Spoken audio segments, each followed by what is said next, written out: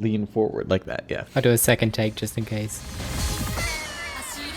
OS gameplay may seem really simple, but there are some hidden mechanics gluing the game together, like slider end leniency. 36 milliseconds before the end of a slider, so right here in this case, the game checks if your cursor is inside this ring, which determines whether or not you get full accuracy for the slider. As we continue to go through the gameplay mechanics and try to fix things which have been wrong over the years, we keep coming back on this 36 millisecond value. I added this back in 2008 or something, and it was done for a reason. Okay, I'll level with you. I made a mistake. It was 2007. Times were simpler, OS was but in its infancy, and sliders were a new concept. A hack was made, which has unfortunately lived to this day. Generally, we are keeping this around just for difficulty compatibility. Optimistically, we do not want to... In the early days of OS, maps were simple, and slider end leniency made no difference. As the years went on though, mappers learned to push the game to its limits. Situations like this require taking advantage of slider end leniency.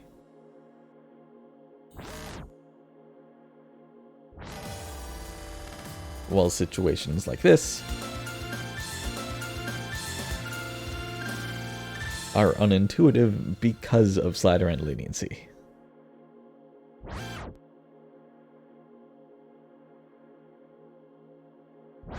I'm like, well, let's fix it by removing it. And players are like, no, we need this now. But at the same time, it's causing a few issues on our end. So we wanted to change how it behaves and lead to a more consistent behavior to the end user. So as of this update, slider end leniency in lazer is now even more lenient. If you're inside this ring at any point between the 36 millisecond position and the end of the slider, you'll receive full accuracy, which means you can now SS this previously impossible pattern.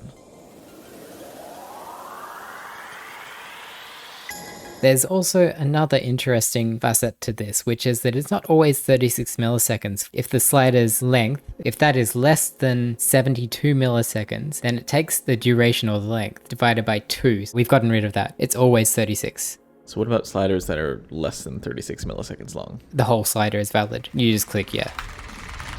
Speaking of stupidly precise mechanics, this 1378 PP score by Colibet nearly didn't happen.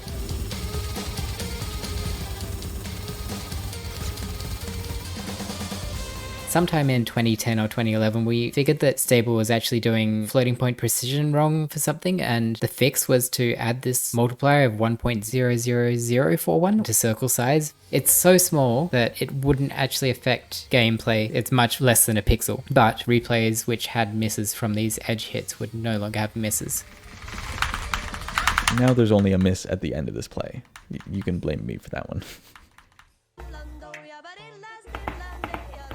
People found out that you could just smash your mouse over the spinner center and you would get like really high spin counts, and that's because we weren't really accounting for the direction of spin. Every angular change would continue to add towards your spin total. So the main change here is that now we require that you spin a full 360 degrees in one direction to actually get a full spin. Last update introduced a maximum to spinner bonuses. Watch this for details. So this update added a max pop-up to make that clear.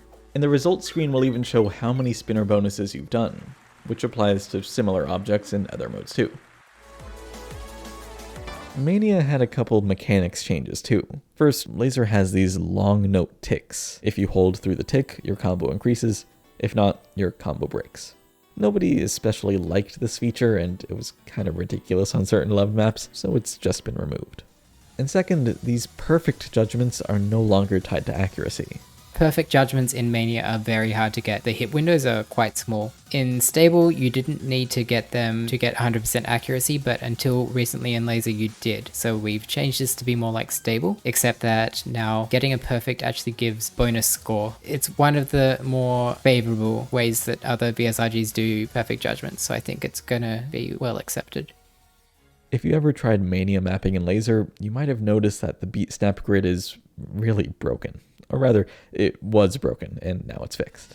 While working on this, Peppy also implemented a beat snap grid for Taiko. This is one of the cases where we wrote code in an abstract way and was able to use it across Taiko, Catch, and Mania. It's always a good feeling when that works, because it doesn't always happen that way.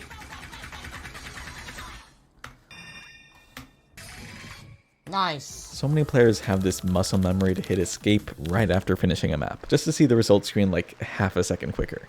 In Lazer though, this would just take you back to song select.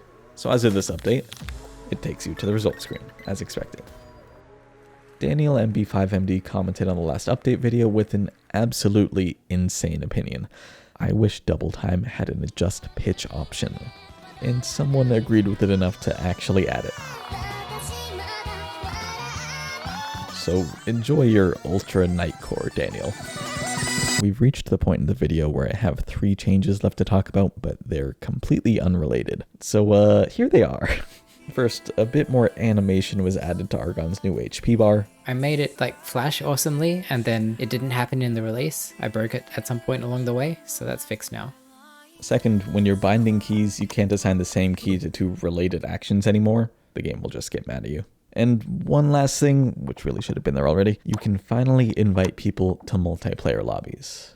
Currently, you can only invite from the friends list / currently playing screen, as in if you can actually figure out which of those icons in the toolbar is the dashboard, you can invite players from there. We will add the ability to invite from locations like chat in the future.